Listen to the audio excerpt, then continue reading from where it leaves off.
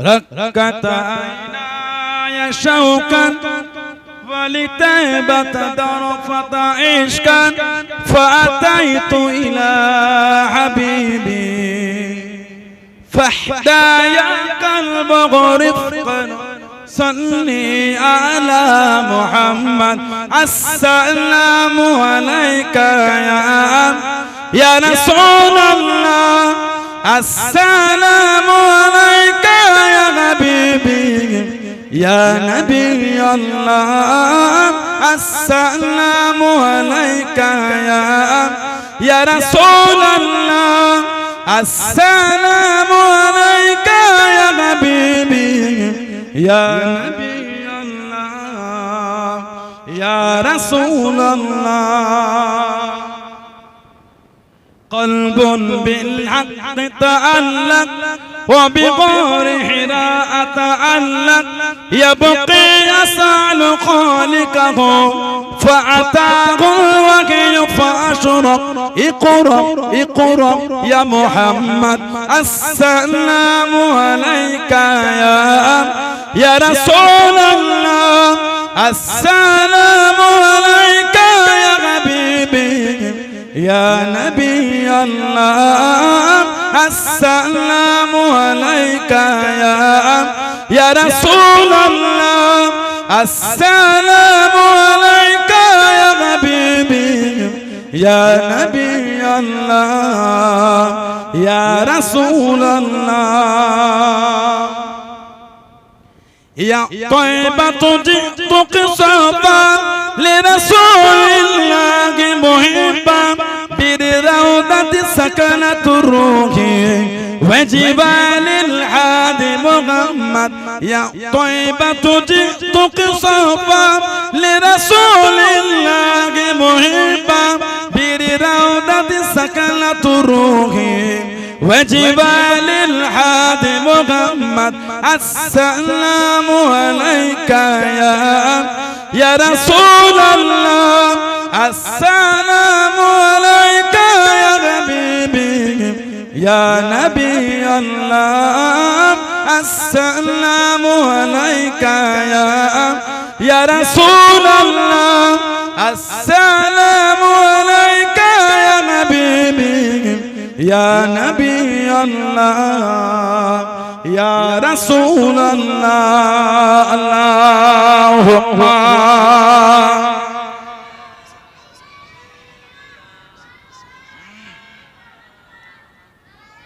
الله هو الله الله هو الله الله هو الله الله هو الله कहती ये फूलों की रिदा अल्लाह अल्लाह अल्लाह अल्लाह कहती ये फूलों की रिदा अल्लाह अल्लाह अल्लाह अल्लाह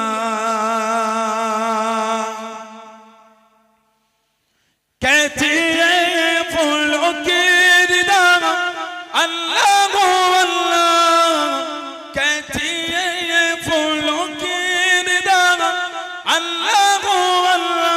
असजार के पत्तों ने कहा अल्लाह अल्लाह अल्लाह अल्लाह अल्लाह अल्लाह अल्लाह अल्लाह अल्लाह कहती है फूलों की निदा अल्लाह अल्लाह अल्लाह अल्लाह बादल आसमां पे लिखा अल्लाह अल्लाह अल्लाह अल्लाह बादल आसमां पे लिखा अल्लाह अल्लाह अल्लाह अल्लाह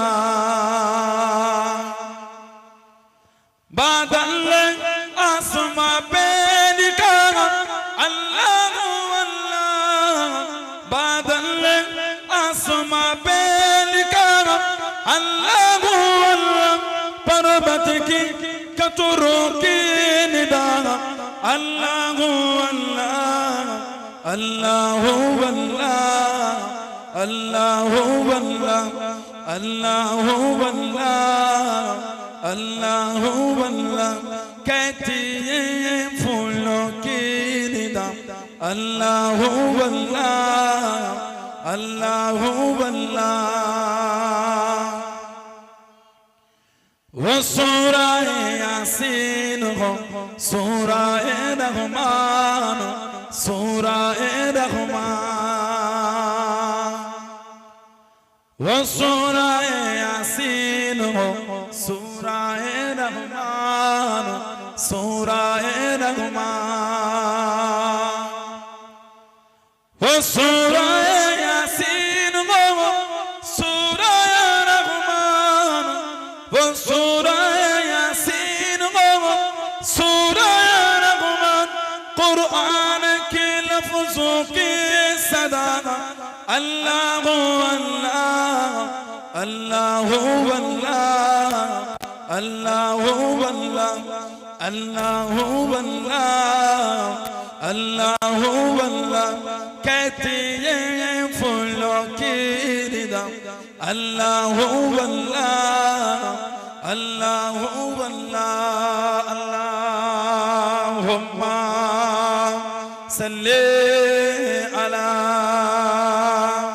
अल्लाह नबी ইহুদিদের নেতাদের দিনে দাওয়াত দিতে লাগলেন ও জওয়ানেরা ও আমার মুরব্বি বাপ জানেরা মায়েরা বোনেরা মুমিনাম আল্লাহ নবী সাল্লাল্লাহু আলাইহি ওয়াসাল্লাম ইহুদিদের নেতাদের দাওয়াত খানা দিতে লাগলেন হযরত আব্দুল্লাহ ইবনে উম্মে মাকতুম রাদিয়াল্লাহু তাআলা আনহু আল্লাহ নবীর কাছে দেখি দাঁড়িয়ে গেলেন পাশে দেখি দাঁড়িয়ে গিয়ে দিন সম্পর্কে জানতে চাইলেন ইসলাম সম্পর্কে জানতে চাইলেন আল্লাহ নবী কিছু বললেন না আল্লাহ নবী কিছু জানালেন না ইহুদিদের নেতাদের করে দিন সম্পর্কে জানাতে লাগলেন হযরত আব্দুল্লাহ ইবনে উম্মে মাকতুম রাদিয়াল্লাহু তাআলা আনহু টুকটুক করে ফিরে চলে যাচ্ছেন ও জওয়ান আল্লাহ রাব্বুল আলামিন কোরআন শরীফের আয়াতটা নাযিল করে দেন ও আপনি তাদের দিনে দাওয়াত দিচ্ছেন আপনি তাদের দিনে দাওয়াত খানা দিচ্ছেন ওরা দিন কবুল করবে না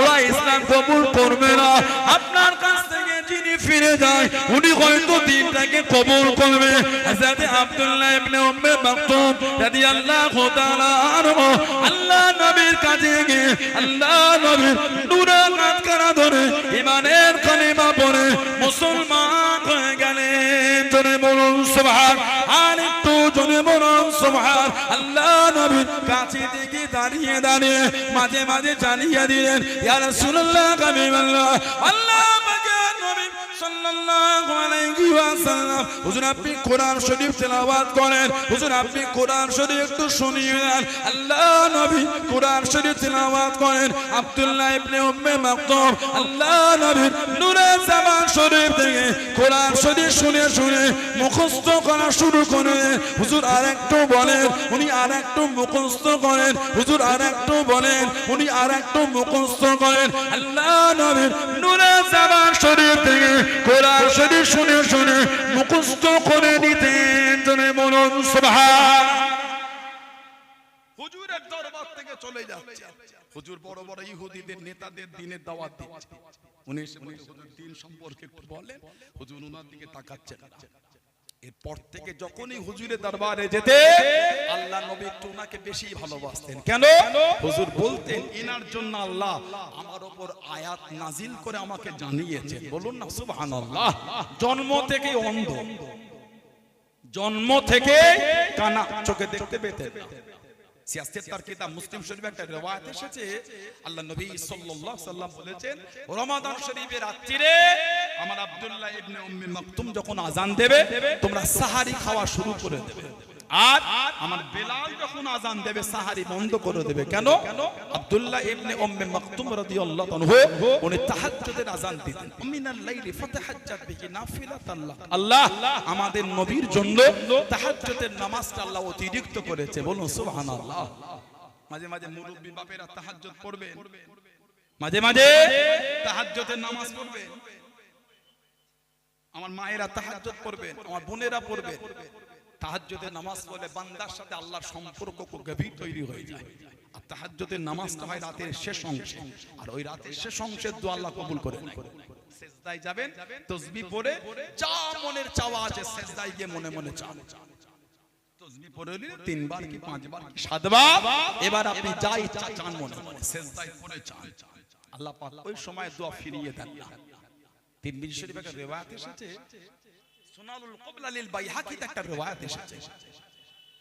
সাহাবী প্রশ্ন করলেন, আইয়ু দুআ আসমাউ ইয়া রাসূলুল্লাহ সাল্লাল্লাহু আলাইহি ওয়াসাল্লাম, হুজুর কোন দোয়াটা আল্লাহ পাকের দরবারে দ্রুত কবুল হয়ে যায়?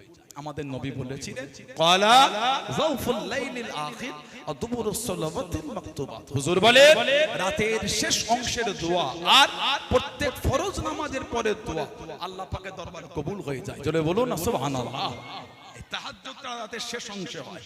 সাইয়্যিদা তাহিরা তাইয়্যিবা মা আয়েশা রাদিয়াল্লাহু তাআলা বলেন, বুখারী শরীফের riwayat, আমি তোমাদের করে হুজুরের রাতের নামাজের সম্পর্কে কি যে বলি তোমাদের, সে নামাজ এত সুন্দর, এত ধীর আর এত লম্বা, আমি তোমাদের করে কি করে বোঝাই হুজুরের রাতের নামাজ সম্পর্কে। মানে আল্লাহর নবী এত দীর্ঘ নামাজ পড়তেন। একটা বর্ণনা এসেছে, হুজুরের ঘরটা ছিল অনেকটা ছোট। রাত্রিরে যখন হুজুর তাহাজ্জুদের নামাজ পড়তেন, হুজুরের পাশে আমার মা অনেক সময় নামাজ পড়ে, আল্লাহর নবী তো অনেকক্ষণ ইবাদত করতেন, মা অনেক সময় একটু আরাম নিতেন। মাই পা গুটিয়ে রাখতেন, হুজুর নামাজ পড়তেন। এত লম্বা হুজুর কিয়ামে থাকতেন, মা পা গুটিয়ে রাখতে রাখতে ঘুমের ঘরে কখন পা ছেড়ে দিতেন। হুজুর রুকু থেকে উঠে সিজদা যাওয়ার আগে মায়ের পায়ে একটু চিমটি কাটতেন। যেই হুজুর চিমটাকেন, মা তাড়াহুড়ো করে পা সরিয়ে নিতেন, হুজুর সিজদায় চলে যেতেন। জোরে বলুন না সুবহানাল্লাহ। কি যে ভালোবাসা দিনে হুজুর আমাদের শিখিয়ে দিয়েছে। আমাদের বাড়ির ছেলেদের ভালোবাসার আবার দিন তৈরি হয়েছে। হ্যাপি ভ্যালেন্টাইন্স ডে 14 ফেব্রুয়ারি। নাউজুবিল্লাহ বলেন। আমি আপনাদের সাথে মজাক করতে আসিনি, সানাউল্লাহ সিদ্দিকী হুজুরের মাহফিলে মজাক করতে আসেনি। হ্যাপি ভ্যালেন্টাইন্স ডে মানে প্রেম দিবস 14 ফেব্রুয়ারি, তাই তো নাকি? 14 ফেব্রুয়ারি তো দিনটা ঠিক বলেছি? দেখেন আমার গন্ডগোল হয়ে যায়। নাউজুবিল্লাহ, লা হাওলা ওয়ালা কুওয়াতা। আমাদের বাড়ি ছেলেগুলি, আমাদের বাড়ি মেয়েগুলি এই ভালোবাসার দিনে বার হয়ে গেল, সব ঘুরছে, সব পার্কে পার্কে ঘুরে, ওই এটাও আমিনপুর তো, ওটাও আমিনপুর, ওই আমিনপুর আর ওই খড়িবের মাঝখানে একটা জাহান্নামের কারখানা তৈরি করে ফেলেছে। পার্ক হওয়াটা কোনো গুনার কারণ না, কিন্তু পার্কটাকে যখন অন্য স্থানে রূপান্তরিত করে তখন পার্কের মধ্যে থাকে না জাহান্নামের কারখানা তৈরি হয়ে যায়। দীঘায় যাওয়াটা কোনো গুনার কাজ না। কে বলল আপনাকে গুনাহ? আল্লাহর নিয়ামত দেখলে আবার গুনাহ হয়? দীঘায় কি আছে? দীঘায় ঢেউ হচ্ছে, এটা আল্লাহর নিয়ামত না? সুবহানাল্লাহ বলেন। দীঘায় সারিবদ্ধভাবে ওই ঝাড়ু মানে কি গাছ বলে এটাকে, ঝাউ গাছ, সারিবদ্ধ তার একটা আওয়াজ, হাওয়া যখন হয়, এই যে দেখলেন আল্লাহ শুকরিয়া আদায় করে, গুনাহ নয়, সওয়াব তো ওটা। দীঘার পারে বসবেন, ঢেউটা এলো, ঢেউটা ভাঙলো, পায়ের কাছে পানি এসে গেল, আবার ঢেউ চলে গেল, জায়গাটা আবার মুহূর্তের মধ্যে শুকিয়ে গেল। এই তো অলৌকিক ব্যাপার। যালিকা মিন আয়াতিল্লাহ, আল্লাহর নিদর্শনের মধ্যে একটা নিদর্শন। সুবহানাল্লাহ বলেন। যালিকা মিন আয়াতিল্লাহ, এটা আল্লাহর পাকের নিদর্শনের মধ্যে একটা নিদর্শন। ঠিক না ভুল বলছি? এই ওইখানে বসে আল্লাহর হামদ তাসবিহ আলহামদুলিল্লাহি রাব্বিল আলামিন সওয়াব লেখা হচ্ছে। আপনি ভাববেন না দীঘায় গেলে গুনাহ লেখা হয় না, ওইখানে বসে দিয়ে এই তাসবিহ পড়েন, আপনার নামায় আমালে ফেরেশতার হামাগুড়ি দিয়ে সওয়াব লিখতে থাকবে। জোরে বলো। আমাদের মাইন্ডটাকে আমরা সেট করে নিয়েছি দীঘা মানে নোংরা, দীঘা মানে নোংরা না। আপনি ওই দীঘার কিছুটা অংশ জাহান্নামের কারখানা তৈরি হয়েছে, মানে ছেলে মেয়েদের নোংরামি অবস্থার জন্য। দীঘাটায় যাওয়া কোনো গুনার কাজ নয়, ওই জায়গাটায় যেখানে জাহান্নামের কারখানা, ওইখানটায় যাওয়া হলো গুনার কাজ। বুঝতে পেরেছেন না? আমার ভাইয়েরা, বাপজানেরা, ছেলেরা, যুবকেরা, মুরব্বীরা, ইসলামে ভালোবাসার কোনো দিন লাগে না, প্রত্যেকটা মুহূর্তই ভালোবাসা। বলুন সুবহানাল্লাহ। প্রতিটা সময় ভালোবাসা। আল্লাহর নবী সাল্লাল্লাহু আলাইহি ওয়াসাল্লাম যেখানে গিলাসে ঠোঁট লাগিয়ে আমাদের মা সাইয়্যিদা তাহিরা তাইয়্যিবা আয়েশা রাদিয়াল্লাহু তাআলা যেখানে ঠোঁট লাগিয়ে পানি পান করতেন, হুজুর পাত্রের ওইখানটায় ঠোঁট লাগিয়ে পানি পান করতেন। এই যে স্বামী স্ত্রী ভালোবাসা ইসলাম আমাকে শিখিয়েছে।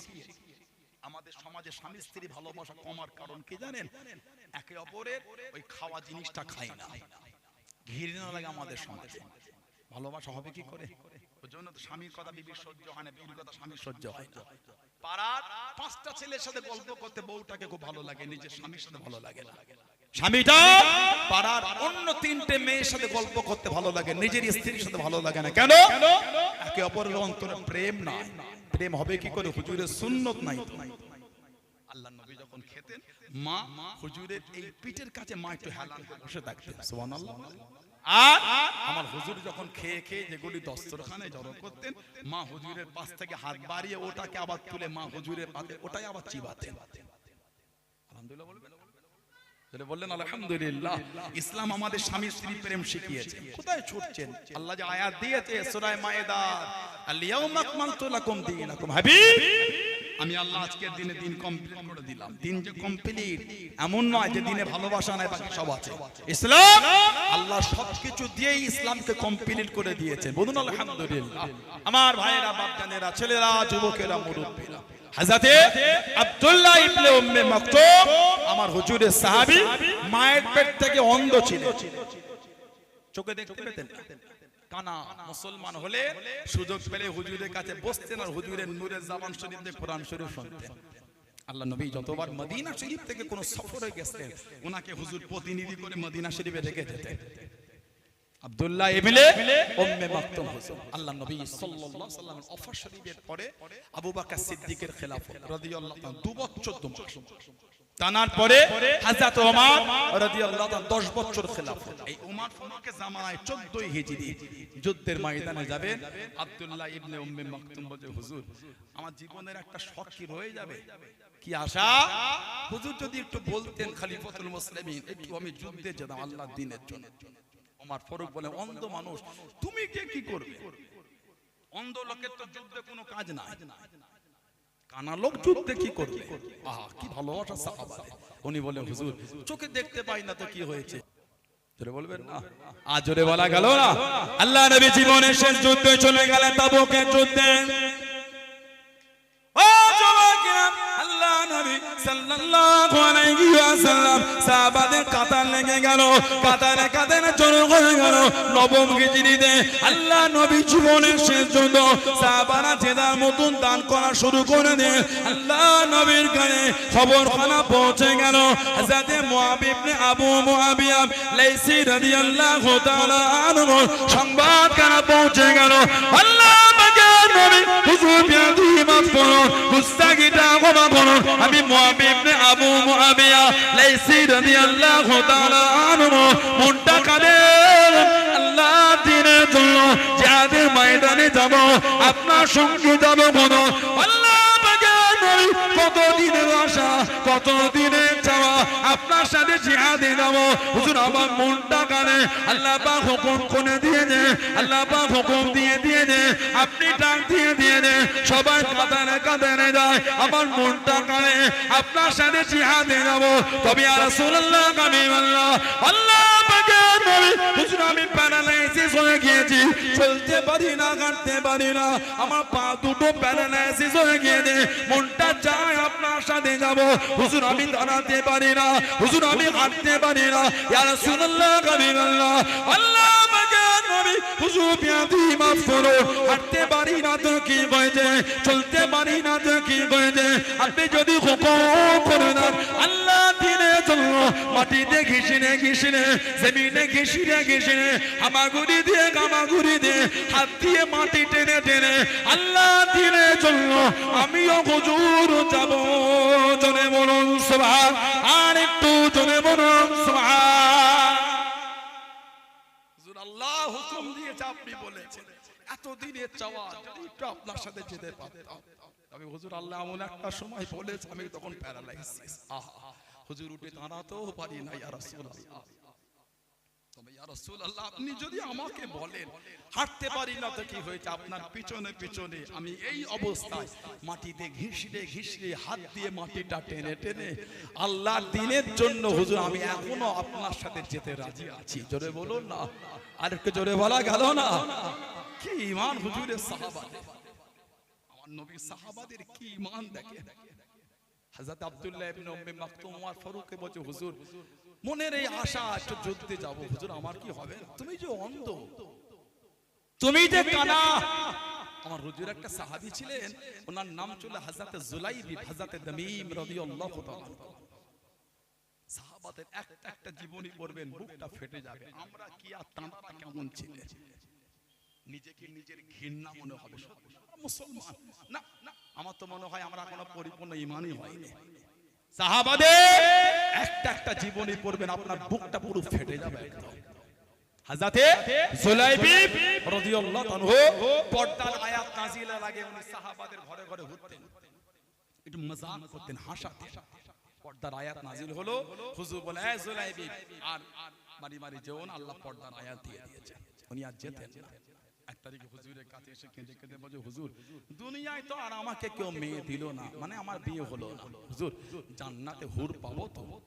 আমার হুজুর হেসে বলে এ জুলাইবি, তোমার আমি নবী দুনিয়াতেই বিয়ে দিয়ে দিচ্ছি। সুবহানাল্লাহ বলে, এখানে বিয়ে দিয়ে দিচ্ছি। সাহাবী একজন এলেন হুজুরকে বলে, হুজুর আমার মেয়ে যদি একটা সম্বোধন খুঁজে দিতেন। আল্লাহ নবী বলে, মেয়ে চিন্তা করতে হবে না, আমি আছি তো। সাহাবী বেজে হুজুরই বিয়ে করবে, খুশি হয়ে গেছে। নবী বলছেন না, তোমার মেয়ে আমি নবী পছন্দ করলাম, আমার জুলাইবির সাথে বিয়ে দেব। বলুন না সুবহানাল্লাহ।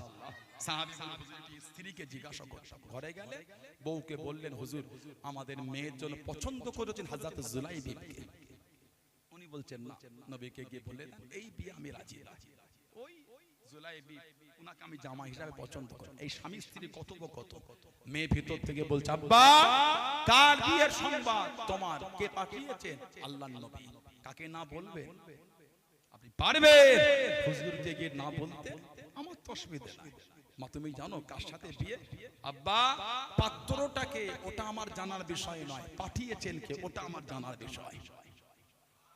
আব্বা আমার নসিব এত বড়, আব্বা আমার জন্য ছেলেটা আল্লাহ রাসূল পছন্দ করে দিয়েছে। ছেলেটাকে বলতে পারবো না, পছন্দ তো নবী করেছে। আহা বলেন না সুবহানাল্লাহ। ছেলে ওটা আমি জানি না কে, তবে আব্বা আমার এত বড় নসিব, আমি ওই ছেলেকে বিয়ে করব যেই ছেলেটাকে আল্লাহর নবী আমার জন্য উপযুক্ত মনে করেছে। তো হুজুরকে বললেন আমি এই বিয়েতে রাজি। হুজুর বিয়ে পড়িয়ে দিয়ে দুজনের জন্য দোয়া করে দিলেন। বইয়ের হাতের মেহেদি শুকায় খাইবারের যুদ্ধের ডাক পড়ে গেল। খাইবারের বীর বিজয় সেনাপতি ছিলেন শেরে খোদা মাওলা আলী রাদিয়াল্লাহু তাআলা, আসাদুল্লাহিল গালিব হায়দারে কাররার। আসাদুল্লাহিল গালিব হায়দারে কাররার হযরতে আলী মুর্তদা রাদিয়াল্লাহু তাআলা। এত জালাল আল্লাহ ওনাকে রব দবদবা দিয়েছিলেন। হযরতে শেরে খোদা হুজুর খাইবারের বিজয় সেনাপতি। এই খাইবারের যুদ্ধে যুদ্ধ করতে গিয়ে হযরতে জুলাইবি হুজুর শহীদ হয়ে গেছে। হুজুর বসে আছে, সাহাবাদের বলে, বাবা দেখো তোমাদের ভাইদের কে কে শহীদ হয়েছে, লাশগুলোকে খোঁজো। কিছু সাহাবার লাশ জড়ো হলো। হুজুর বলে আবার দেখো, আবার দেখলেন, আবার জড়ো হলো।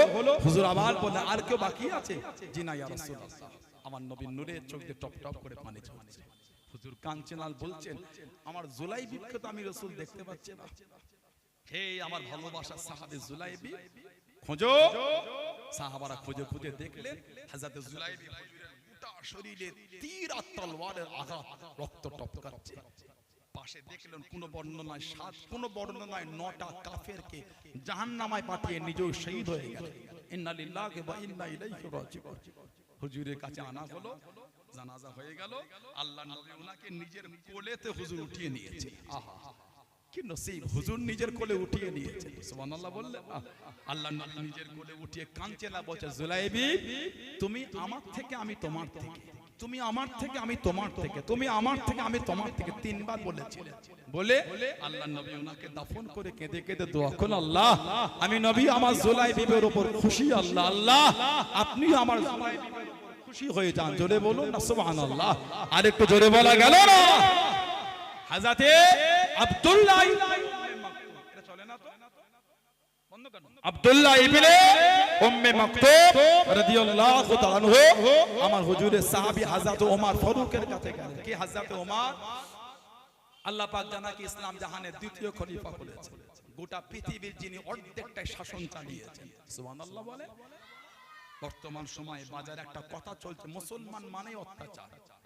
এই কদিন আগে তিলোত্তমা মজুমদার বলে একটা লেখিকা, ঘৃণা লাগে এই মেয়েগুলো লেখিকা হয় কি করে? তাদের মানসিকতা তো ঘৃণা ঢুকে আছে। এডুকেটেড শিক্ষিত সমাজ এটা।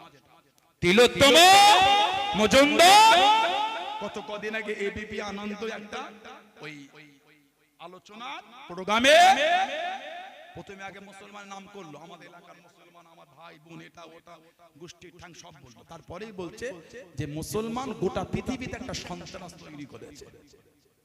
ঘৃণা লাগে এই মানুষগুলো শব্দ শুনতে। অবশ্যই কোনো যদি মুসলমান অন্যায় করে তার শাস্তি হবে, অবশ্যই সে অন্যায় করেছে। কিন্তু আপনি গোটা পুরো সম্প্রদায়টাকে, রিলিজিয়াসটাকে, আপনি সম্প্রদায়টাকে আপনি ঘৃণার মধ্যে ঠেলে দেবেন, এটা তো মানা যাবে না। কথা ঠিক না ভুল বলছি? তাহলে আপনি একটা জঙ্গি, উনি জঙ্গি, উনি জঙ্গি, উনি জঙ্গি, উনি জঙ্গি, এবং এমনকি তিলোত্তম মজুমদার যে প্রোগ্রামে ছিল ওটা যদি একটা মুসলমান বসে থাকে ওটাও জঙ্গি। ঘৃণা লাগে এই সভ্য সমাজের অভদ্র কোন ভাষা শুনতে গেলে। কত দিক থেকে অ্যাটাক করবে। এই কদিন আগে ওই কাকদ্বীপে আমরা হিন্দু ভাইদের কালী মূর্তির মাথাটাকে ভেঙে দিল, অন্যায় হয়েছে। যদি কোন মুসলমান করতো শাস্তি হওয়া উচিত ছিল। কেন হবে না শাস্তি? মুসলমান তো কি হয়েছে, কেন করবে তুমি এটা? ঠিক না ভুল? কে তোমাকে অধিকার দিয়েছে এত বড় অন্যায় করার? তানার ধর্ম তানার কাছে, আমাদের ধর্ম আমাদের কাছে। তানারা তানাদের ধর্মের বিধান পালন করবো, আমরা আমাদের করবো। এই তো আজকে আপনাদের এই যে গঙ্গা আমিনপুর ঈদগাহ ময়দানের পাশ থেকে হিন্দু ভাইদের একটা কোন ধর্মীয় প্রোগ্রাম গেল না? তাহলে তানারা বন্ধ হয়েছিল না? তানাদের গান বন্ধ হয়েছে? তানারা তানাদের স্বাধীনতায় বাজিয়েছে, আমরা আমাদের স্বাধীনতা অর্জ করছি। আমাদের এটা তানাদের কষ্ট দেওয়া হবে না, তানাদেরটা আমাদের হবে না। এটাই তো সম্প্রীতি। আমি আমার স্বাধীনতায় আমার ধর্ম পালন করব, তানারা তানাদের স্বাধীনতা তানাদের ধর্ম পালন। কিসের ঝগড়া আমাদের মধ্যে? কোথা থেকে 3 বাটি 4 বাটি 5 বাটি কোন সব জড়ো হয়ে যায়, এরা হয়ে কি সব এলোমেলো ফেসবুকে পোস্ট করে ঝগড়া লাগিয়ে দেয়। 3 বাটি বোঝেন আপনারা? বোঝেন না? যে গঙ্গার লোক 3 বাটি বোঝেন না? কোথায় হবে? এই যুবকুন বোঝে না 3 বাটি? সে একবার ছোটবেলায় পড়েছিলাম অ্যালার্মের ঘড়িটা যে টং টং করে বেজে ওঠে 3 করি, পড়েছিলাম না? এই বাঁধ ভেঙে গেছে, সারা রাত বাঁধের তলায় সেই হাত দিয়ে পানি দেবে না, অ্যালার্মে ঘড়িটা যে টং টং করে বেজে ওঠে 3 করি। এই 3 বাটি আপনারা বোঝেন না? সাহাবউদ্দিনের ঘরে 3 বাটি। কি বলে? এবার বুঝেছেন? এত লেটে বলে বোঝানো যায় না। শূন্যস্থান পূরণ করতে পারেন না, অজাবে কি করে? একটু চালু হন। চালাক না হলে তো অসুবিধা আছে। আল্লাহ ফিতনা থেকে আমাদের দূরে রাখেন, বলুন আল্লাহুম্মা আমিন। ফেসবুকে পোস্ট করে দিল কি ওই যে আপনার কাকদ্বীপে যেটা হয়েছে, বলল ওটা মুসলমানদের কাজ। কেন রে ভাই? কেন রে ভাই? জানেন না, শুনেন না, বোঝেন না, তথ্য নাই, কিচ্ছু নাই। কেন মুসলমানকে এভাবে দোষারোপ করছে? আবার বলছি, কোন যদি মুসলমান করে থাকে অন্যায়, ভারতের সংবিধান অনুযায়ী শাস্তি হওয়া উচিত। তাছে যেই হোক, কেন শাস্তি হবে? অন্যায় করলে শাস্তি পাবে না মানে? মুসলমান তো কি হয়েছে, হিন্দু থেকে জৈন খ্রিস্টান তো কি হয়েছে? অন্যায়কারীদের শাস্তি। কদিন পরে জানা গেল ওটা কোন মুসলমানের কাজ না, ওটা নারায়ণ হালদার বলে একজন ছেলে করেছে। দেখেছে?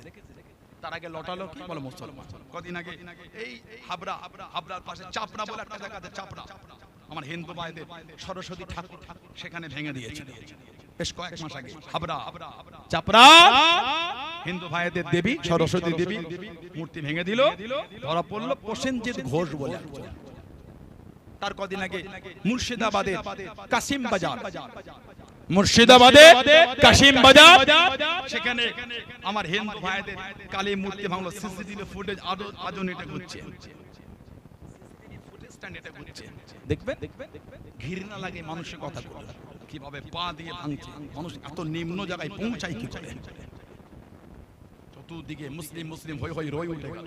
পরে জানা গেল তাপস মণ্ডল বলে একজন ভেঙেছে। ঘৃণা লাগে না? এই ঝগড়া লাগায় যারা, তাদের মানুষের কথা ভাবতে। আল্লাহ আমাদের সমাজে শান্তি দেন, বলেন না আমি। জাতি ধর্ম বর্ণ নির্বিশেষে সব ধর্মের মানুষকে আল্লাহ কাঁধে কাঁধ মিলিয়ে শান্তিতে মাথা উঁচু করে বাঁচার তৌফিক দান করে। বলুন আল্লাহুম্মা আমিন। জোরে বলেন আল্লাহুম্মা। এই এক সপ্তাহ আগে এখানে ঘটনা বলছি আপনাকে আমি। মুম্বাইয়ে 19 জন বাচ্চাকে বন্দী করেছিল, কিশোরী বাচ্চা মেয়ে 19 জনকে। চতুর্দিকে হই হই রই রই ব্যাপার উঠে গেল। কি মুসলমান করেছে, মুসলমান করেছে, মুসলমান করেছে। মুম্বাইয়ে 19 জনকে 19 জন। পরে জানা গেল পুলিশ গুলি করে মেরেছে। রোহিত বলে একজন ছেলে এই কর্মটা করেছে, রোহিত বলে। মুসলমানদের আমার এরকম তারা নাম কবে থেকে রাখা শুরু হয়ে গেল, তাপস, রোহিত বলে না, এই শুনে মনে হয় মুসলমানদের নাম আপনাদের। কেন ঝগড়া লাগাচ্ছে, কেন ফিতনা লাগাচ্ছে? মানুষের স্বাধীনতা কেন হস্তক্ষেপ করছেন, কেন মানুষের স্বাধীনতাকে হরণ করে নিচ্ছেন? আল্লাহ পাক আমাদের সমাজে নোংরা লোকেদের হাত থেকে আল্লাহ আমাদের হেফাজত করেন। আমার হিন্দু ভাইদের আমি আহ্বান করবো, আসেন, আগিয়ে আসেন, আমরা একসাথে মেলবন্ধন হয়ে চলি। যদি কোন মুসলমান অন্যায় করে সবাই মিলে ওর বিরুদ্ধে রুখে দাঁড়িয়ে শাস্তি দেওয়া হবে। যদি কোন অন্য সম্প্রদায়ের লোক অন্যায় করে সবাই মিলে ওর বিরুদ্ধে রুখে দাঁড়িয়ে শাস্তি দেওয়া হবে। এটাই হতো আমাদের সমাজের সম্প্রীতির একটা মেল জায়গা। হযরত ওমর রাদিয়াল্লাহু তাআলা গোটা পৃথিবী যিনি অর্ধেকটা শাসন চালিয়েছেন, সুবহানাল্লাহ। ইসলাম জাহানের দ্বিতীয় খলিফা ওমর ফারুক রাদিয়াল্লাহু তাআলা, ওনার জামানায় 14 হিজরি। কে ওমর? বুখারী শরীফে 86 তার কিতাবে একটা riwayat আছে, আল্লাহর নবী সাল্লাল্লাহু আলাইহি ওয়াসাল্লামের চাচা ছিলেন হযরত আব্বাস রাদিয়াল্লাহু তাআলা। যখন পানি হতো না, ওমর ফারুক রাদিয়াল্লাহু তাআলা হযরত আব্বাসের ওসিলা দিয়ে দোয়া চাইতেন। এখান থেকে বোঝা যায় ওসিলা দিও যায়, সাহাবারা ওসিলা ধরেছে। আজকে ওসিলা আওয়াজ করব না, আল্লাহ যদি তৌফিক দেয় অন্যদিন ওসিলা আওয়াজ হবে। যারা লাফালাফি করছো লাফালাফি করো, দিনের বিধান তিনটে ভিডিও দেখে হুজুর হতে যেও না, তিনটে ভিডিও দেখে মুফতি হতে যেও না। ওসিলা সাহাবারা হুজুররা দিয়েছে, বলুন সুবহানাল্লাহ। ওমর ফারুক সাহাবাদের জামাত জড়ো করে হযরত আব্বাসের ওসিলা, আল্লাহ আপনার কাছে আপনার হাবিবের চাচা হযরত আব্বাসের ওসিলায় দোয়া চাইছে, আল্লাহ আল্লাহ আপনি মদিনা শরীফের জমিন আল্লাহ পানি বর্ষণ করে দেন। জোরে বলুন না সুবহানাল্লাহ। সাহাবারা বলে আমরা যাওয়ার সময় গেছি রাস্তা শুকনো, যখন ফিরেছি রাস্তা পুরো ভিজে গেছে, মানে আল্লাহ এত পানি দিয়েছে রাস্তায় পানি জমে গিয়েছে। জোরে বলুন না সুবহানাল্লাহ। হযরত ওমর রাদিয়াল্লাহু তাআলা জামানায় উনি গিয়েছিলেন কোথায়? হুজুরের চাচা হযরত আব্বাস, জানাকে আল্লাহ একটা আওলাদ ছেলে দিয়েছিলেন। হিজরাতে 3 বছর আগে ওনার জন্ম হয়েছিল। মানে হুজুর যখন অফার শরীফ পাচ্ছেন ওনার বয়স ছিল 13 বছর মাত্র। হযরত আব্দুল্লাহ রাদিয়াল্লাহু তাআলা উনি জন্মাবার পরে মায়ের স্তনের দুধ পান করার আগে হুজুরের সামনে নিয়ে গেছিলেন। আল্লাহর নবী একটা খেজুরকে চিবিয়ে লালা শরীফওয়ালা খেজুর হুজুর ওনার মুখে দিয়েছিলেন। বলুন সুবহানাল্লাহ। এত ভালোবাসতেন হুজুর ওনাকে। হযরত আব্বাসকে হুজুর এত, চারজন আব্দুল্লাহর নামে হুজুর দোয়া করলেন। উলামারা জানে এর মাধ্যমে কি আছে, 4 আবাদিলার নাম লেখো, আবাদিলায় আরবা। ওনাদের বলা হয় একসাথে আবাদিলায় আরবা, 40 মানে 4। হযরত আব্দুল্লাহ ইবনে আব্বাস, আব্দুল্লাহ ইবনে মাসউদ, আব্দুল্লাহ ইবনে ওমর, আব্দুল্লাহ ইবনে জুবায়ের রাদিয়াল্লাহু তাআলা আনহুম আজমাইন, এই 4 জন আব্দুল্লাহকে একসাথে বলা হয় আবাদিলায় আরবা। বয়স কম কিন্তু দিনের গভীর অনেক জ্ঞান আল্লাহ মিলিয়েছিলেন। বলুন না সুবহানাল্লাহ। আল্লাহ নবী কাজায় হাজার থেকে বার হয়ে গেলেন। ও যুবকেরা, ও আমার মুরব্বি বাপ জানেরা, মায়েরা, বোনেরা, বাবারা, আল্লাহ নবী সাল্লাল্লাহু আলাইহি ওয়াসাল্লাম কাজায় হাজার থেকে বার হয়ে গেলেন। ইবনে আব্বাস রাদিয়াল্লাহু তাআলা আনহু একটা পাত্রতে পানি নিয়ে আল্লাহ নবীর কাছে গিয়ে দাঁড়িয়ে গেলেন, সামনে গিয়ে দাঁড়িয়ে গেলেন। আল্লাহ নবী জিজ্ঞাসা করেন, আল্লাহ নবী জানতে চাইলেন, ও বাবা ইবনে আব্বাস পানি কি হবে বাবা? ইয়া রাসূলুল্লাহ সাল্লাল্লাহু আলাইহি ওয়াসাল্লাম, হুজুর আপনি ওযু বানাবেন, হুজুর আপনি ওযু বানাবেন। কে তোমাকে বললো বাবা আমি নবী ওযু করব? কে তোমাকে জানালো? ইয়া রাসূলুল্লাহ আমি আব্দুল্লাহ ইবনে আব্বাস, হুজুর আমি জানি হুজুর আপনি যখন কাজায় হাজার থেকে বার হন আপনি ওযু করেন, ওই জন্য আমি ইবনে আব্বাস আপনার ওযুর জন্য পানিটা গিয়ে দিলাম। জনে বলুন সুবহান, আর একটু জোরে বলুন সুবহান। কত অল্প বয়স হুজুর যখন অফার শরীফ পাচ্ছেন 13 বছর বয়স, এটা তার আগেকারের ঘটনা। ওই 7 বছর 8 বছর কম বেশি ওযুর জন্য পানি দে। হুজুর বলে কে বললো ওযু করব? হুজুর আমি জানি আপনি কাজায় হাজার থেকে বের হলেই ওযু করেন। বলুন সুবহানাল্লাহ। হুজুর ওযু করলেন, ওই ভিজে হাতটা দিয়ে চেহারায় হুজুর বুলিয়ে দোয়া করলেন, আল্লাহ আমার ইবনে আব্বাসকে দ্বীনের গভীর জ্ঞান দেন, ইফাকহু ফিদ দ্বীন, দ্বীনের গভীর জ্ঞান মিলিয়ে দেন। এত জ্ঞান পেয়েছে হুজুরের দুয়ার বরকতে। গোটা পৃথিবীর উম্মতের সর্বশ্রেষ্ঠ তাফসীর আল্লাহ ওনার দ্বারা লিখিয়েছেন, তাফসীরে ইবনে আব্বাস। জোরে বলুন না সুবহানাল্লাহ। ওনার তাফসীর সর্বশ্রেষ্ঠ তাফসীরের কিতাব তাফসীরে ইবনে আব্বাস। মাত্র 13 বছর বয়স। এই 13 বছরের বয়সে হুজুরের নূরের জবান শরীফ থেকে 1660টা হাদিস শরীফ শুনে মুখস্থ করে উম্মতকে দিয়ে দিয়েছে। একটা 13 বছরের সাহাবী 1660টা হাদিস শরীফ ওনার থেকে বর্ণনা, বেশিরভাগ হাদিস শরীফ বুখারী শরীফ আর মুসলিম শরীফে মুত্তাফাকুন আলাইহি হাদিস হয়েছে। জোরে বলুন না সুবহানাল্লাহ। কি জ্ঞান আল্লাহ ওনাকে মিলিয়েছে। উনি এত কাঁদতেন, এই চোখের পানি গড়িয়ে গড়িয়ে এই গোড়াটা কালো হয়ে যেত। এখানে কালো দাগ পড়ে গেছিল, এত কাঁদতেন উনি রাত্রিরে। আল্লাহ নবী সাল্লাল্লাহু আলাইহি ওয়াসাল্লাম যেই উটের পিঠে চাপতেন ওই উটেই হুজুর ইবনে আব্বাসকে হুজুরের সাথেই কোলে করে নিয়ে বসে থাকতেন। সুবহানাল্লাহ বললেন। নিজের চাচার ছেলে মাঝে মাঝে ছোটবেলায় রাত্রিরে নিজের কাছেই ঘরে ঘুমাতে দিতেন। হযরত ইবনে আব্বাস বলেন, হুজুর রাতে উঠেছেন, আমাকে উঠিয়েছেন, হুজুর উযু করেছেন, আমিও করেছি। হুজুর নামাজে দাঁড়াবেন, হুজুর আমাকে হুজুরের পাশে দাঁড় করিয়ে দেন, দিয়ে বলে এইখানটায় নামাজ পড়ো। যেই আল্লাহর নবী তালিমা পেয়েছে উনি বলে আমি টুক করে নিচে নেমে গেছি। হুজুর নামাজ শেষ করে আমাকে, এই তোমাকে আমার পাশে দাঁড় করানো, নিচে নামলে কেন? কি আদব, ওই অল্প বয়স। তখনই বলে, ইয়া রাসূলুল্লাহ আপনি যে আল্লাহর নবী। সুবহানাল্লাহ বলবেন না? আপনি তো আল্লাহর নবী, আমি আপনার কাঁধে কাঁধ মিলিয়ে নামাজ পড়তে পারি ইয়া রাসূলুল্লাহ। আপনি যে নবী, আল্লাহ আপনার এত ইজ্জত দিয়েছে ইয়া রাসূলুল্লাহ। হুজুর আমি আপনার কাঁধে কাঁধ মিলিয়ে নামাজ পড়তে পারি না ইয়া রাসূলুল্লাহ। হুজুর আমি আপনার সম্মানে, আপনি নবী, আমি খোদাকারের কে, আমি আল্লাহর নবীর কাঁধে কাঁধ মিলিয়ে নামাজ পড়ি কি করে ইয়া রাসূলুল্লাহ। ওই জন্য হুজুর আমি একটু নিচে নেমে গিয়েছিলাম আপনার সম্মানের জন্য। বলুন না সুবহানাল্লাহ। ওনারা এটা বললেন, ওনার আব্বা জান হযরত আব্বাস রাদিয়াল্লাহু আনহু আল্লাহর নবী সাল্লাল্লাহু আলাইহি ওয়াসাল্লামকে দাওয়াত করেছিলেন।